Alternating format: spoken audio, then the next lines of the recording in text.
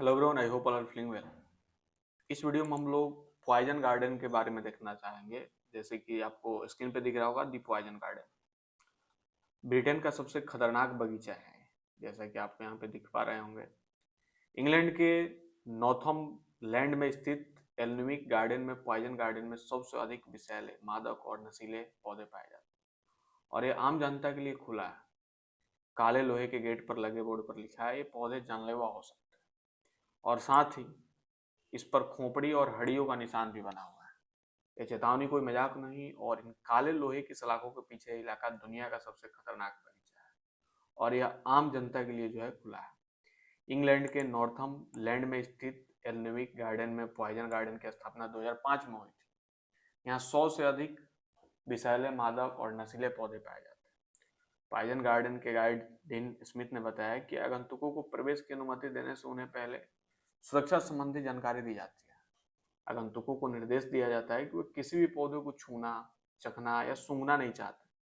फिर भी जैसे ही वेबसाइट में बताया गया, यहाँ से गुजरने वाले विषैले गैसों को सूंघने से कभी कभी लोग बेहोश भी हो जाते हैं। यहाँ उगाए जाने वाले खतरनाक पौधों में से एक है मनकसूड, जिसे उल्फ्स बेन भी कहा जाता है, जिसमें इकोनाइटिन नामक न्यूरोटॉक्सिन और कोर्डियोटॉक्सिन पाया जाता है। लेकिन ये सबसे खतरनाक पौधा नहीं है। शायद ये पाया जाने वाला सबसे जहरीला पौधा रिसिन है, जिसे अरंडी के बीज या अरंडी के तेल के पौधे के रूप में जाना जाता है। स्मिथ ने कहा कि Guinness book of world record इसे दुनिया का सबसे जहरीला पौधा मानता है। हैरानी की बात है कि बगीचे में उगने वाली कई चीजें काफी आम है। स्मिथ ने कहा कि यहाँ के कई पौधे ब्रिटेन में जंगली रूप से उगते हैं, उनमें से अधिकांश पौधों को उगाना आश्चर्यजनक रूप से आसान है। यहाँ तक कि रोडोडेंड्रोन जैसे लोकप्रिय घरेलू झाड़ियां भी मौजूद है। इन पत्तियों में ग्रायोनॉक्टिक्सिन होता है, जो खाने पर व्यक्ति के तंत्रिका तंत्र पर हमला कर सकता है। स्मिथ ने आश्वस्त करते हुए कहा कि हालांकि आप शायद इन पत्तियों को खाएंगे क्योंकि इनका स्वाद बहुत ही जो है खराब होता है। और फिर आता है लेबनम का पेड़, जो ब्रिटेन का दूसरा सबसे बड़ा जहरीला पेड़ है। केवल यू का पेड़ ही इसे ज्यादा खतरनाक है। कई लोग अपने घरों के आसपास इसे लगाते हैं क्योंकि इसमें सुंदर पीले फूल खिलते हैं, लेकिन इसमें साइटिसिन नामक जहर होता है। स्मिथ ने कहा कि यह पेड़ इतना जहरीला होता है कि अगर इसकी कोई शाखा जमीन पर गिर जाए तो कई महीनों तक वहीं पड़ी रहे और बाद में कोई कुत्ता आकर उसे उठाकर टहलने के दौरान छड़ी की तरह इस्तेमाल करे तो मुमकिन है कि कुत्ता अपनी सैर पूरी ना कर पाए। यह इतना जो है जहरीला है। This planet kills. जहरीले पौधे केवल मनुष्य और कुत्तों पर ही अपना जहर नहीं बरसाते, जैसा कि स्मिथ ने समझाया।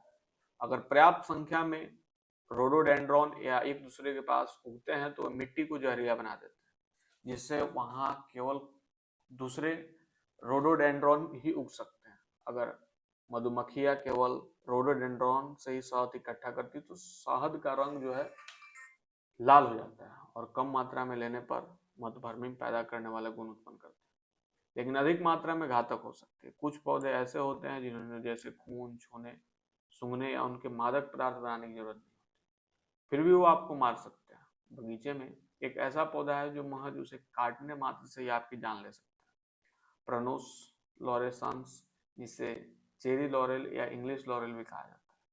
पत्तियों में दो घटक साइनोजेनिक ग्लाइकोसाइड और साइनाइड आयन होते हैं, जो अलग अलग रूप से हानिकारक नहीं होते। अगर कोई जानवर इन पत्तियों को चबाकर मसल दे या कोई इंसान ने काटने वाली मशीन से काट दे तो इन्हें साइनट गैस निकलती है।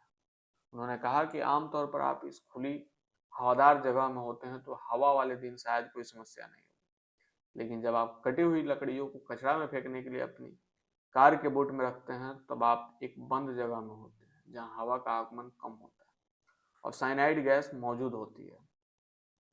कुछ पौधे ऐसे होते हैं जिन्हें खाने, छूने और सूंघने या उनसे मादक पदार्थ बनाने की जरूरत नहीं होती, फिर भी वो आपको मार सकते हैं। क्रिसमस रोज की तरह हेलवॉर्स की यहाँ और एक खतरनाक रूप आम पौधा है।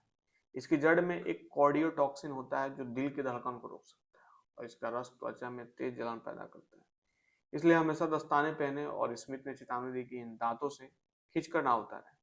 यहाँ के माली ऐसा कभी नहीं करेंगे। मुख्य माली रॉबर्ट टेनट ने अनुसार यहाँ के कर्मचारी सुरक्षा के लिए कई तरह के उपाय करते हैं।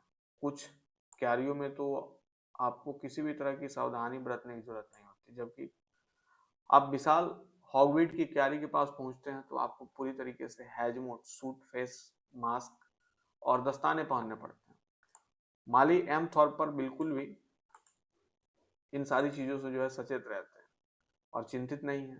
उन्होंने कहा कि मुझे नहीं लगता कि इससे कोई मुझे फर्क पड़ता है, क्योंकि मुझे लगता है कि हम उन्हीं प्राकृतिक आवास में हैं। मुझे लगता है कि इनमें से कुछ कई पौधे हमारे आने से पहले यहाँ मौजूद हैं, इसलिए हमारी जिम्मेदारी है कि हम इन पौधे के सभी उपयोगों के बारे में जानें और खुद को शिक्षित करें, क्योंकि यहाँ के कई पौधे अच्छे कामों के लिए इस्तेमाल होते हैं तो सभी पौधे बुरे नहीं होते।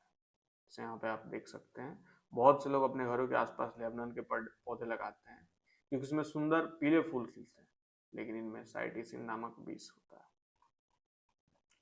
दरअसल यहाँ के कुछ घातक पौधे कई बेहतरीन औषधियों के स्रोत हैं, जैसे कि यू एक प्रकार का पौधा है जिसका उपयोग स्तन कैंसर के इलाज में किया जाता है, और पेरिविंकल एक प्रकार का पौधा है, भी दोधारी तलवार की तरह है।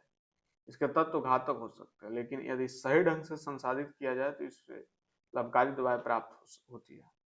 शायद इसमें कोई हैरानी की बात नहीं है, यह उद्यान नशीली दवाओं के बारे में जागरूकता फैलाने वाले कार्यक्रम का हिस्सा है। सामुदायिक एवं शिक्षा विभाग की प्रमुख क्लेयर मिशेल ने बताया कि इंग्लैंड और वेल्स में उत्तर पूर्वी इंग्लैंड में नशीली दवाओं से होने वाले मौतों की दर सबसे अधिक है। युवाओं तक सही जानकारी पहुंचाने के लिए कुछ करने की आवश्यकता है, इसलिए नशीली दवाओं के बारे में जागरूकता फैलाने वाला यह कार्यक्रम पॉइजन गार्डन टूर से प्रेरित होता है, जहाँ नशीली दवाओं के पौधे मौजूद हैं और इसका पूरा उद्देश्य नशीली दवाओं से होने वाले नुकसान को रोकना है।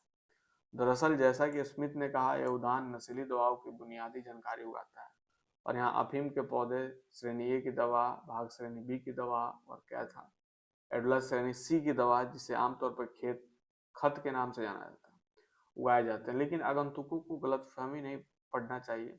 जैसा कि टर्नेट ने बताया कि पॉइजन गार्डन के कर्मचारियों को कानून द्वारा अपने मादक पौधों की सावधानीपूर्वक निगरानी, गिनती और रिपोर्ट दाखिल करने का आदेश दिया गया और फिर प्रत्येक मौसम के अंत में उन्हें नष्ट करने का भी प्रमाण प्रस्तुत करना होता है।